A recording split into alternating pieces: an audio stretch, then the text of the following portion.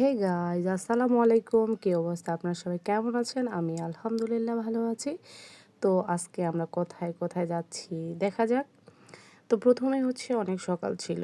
অনেক সকাল বলতে ভুল হবে, 10:30 বাজে। তো আমরা যাচ্ছি হচ্ছে কোথায় সেটা দেখতে হবে, বলা যাবে না।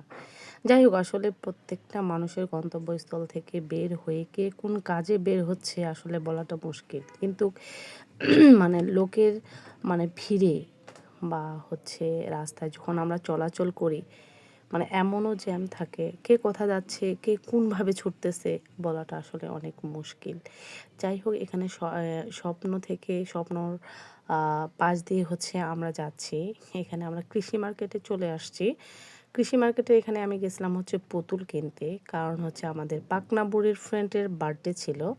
তো কি দেওয়া যায় তাই হচ্ছে চলে গেলাম সেখানে। তো এখানে এত সুন্দর, সুন্দর জিনিস ছিল যেটা আসলে চোখ জুড়ানোর মতো। আমার অবশ্য যেটা আমি হাত দিয়ে নাড়তেছিলাম এটা আমার অনেক পছন্দের ছিল। হ্যাঁ? তো তারপরে অলরেডি আমরা একটা হচ্ছে পুতুল কিনেই ফেলেছি। তো এখানে আবার ভিডিও করতেছিলাম। ভিডিও আমাদেরকে করতে দিচ্ছিল না। লোকটা একটু ইয়ার্কি করতেছিল। বলতেছে যে, "এখানে ভিডিও করতে গেলে হচ্ছে টাকা দিতে লাগবে। ৳১৫০০ দেন, আপনি সম্পূর্ণ সুন্দর মতো ভিডিও করেন।" তো যাই হোক, কে কার কথা শুনে।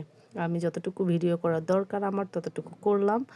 তো করার পরে হচ্ছে এখানে আমি দেখতেছি এত সুন্দর, সুন্দর হচ্ছে কাপগুলো ছিল। একেকটা প্রাইস হচ্ছে ৳২০০, ৳১৫০ এরকম ছিল। তো তারপরে হচ্ছে ভাবলাম আর কি করার, এখন তো আর নিতে পারবো না।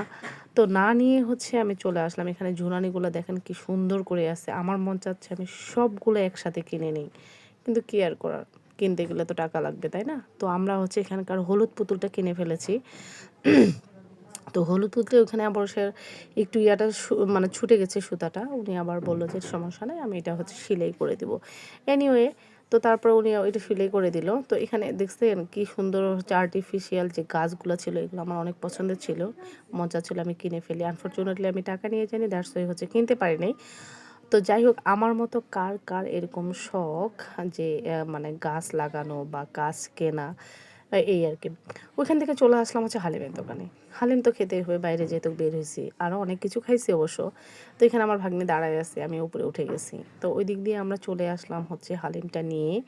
হচ্ছে এখানে ৪ রাস্তার মধ্যে দাঁড়ায় আছি। তো ভিডিও করতেছি। ভাইয়াটা আবার টাটা দিল। দেন দেখতেছি যে ওদেরকে ভিডিও করতেছি। যাই হোক, তারপরে হচ্ছে আমরা খাবো হচ্ছে ফুচকা। ফুচকার জন্য এখানে দাঁড়ায় আছি যে ফুচকা নেব। আসলে আমরা তো রাস্তায় কোনো কিছু খাই না।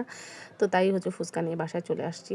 তার সাথে নিয়েছিলাম হচ্ছে চাপ, পরোটা আর হচ্ছে নান রুটি। আমার অবশ্য পরোটাটা অনেক ভালো লাগে, তাই আমি পরোটা নিয়ে আসছি। আর ওদের জন্য নিয়ে